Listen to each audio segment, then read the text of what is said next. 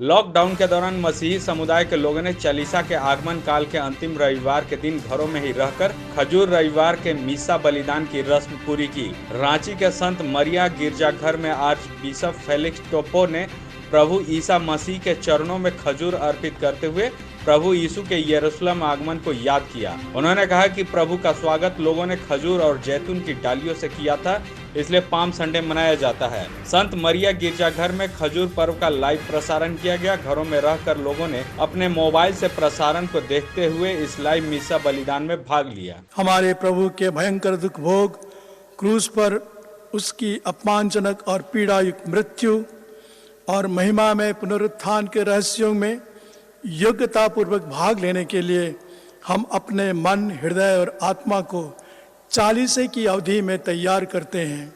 CCL के लाल लाडली कायाकल्प scholarship, mission engineering 2022, coaching IITians द्वारा, सारा खर्च CCL द्वारा। हम कोयला वाले घरों को रोशन तो करते ही बच्चों का भविष्य भी संवारते हैं। हमने यह कायाकल्प स्कॉलरशिप 2013 में शुरू की थी। सफलता लगभग 100% है। बच्चे अप्लाई करें, कम से कम इंजीनियर अवश्य बने और एक अच्छा इंसान बने। विस्तृत जानकारी के लिए चेक करें हमारा वेबसाइट www.cclkelalandladli.in।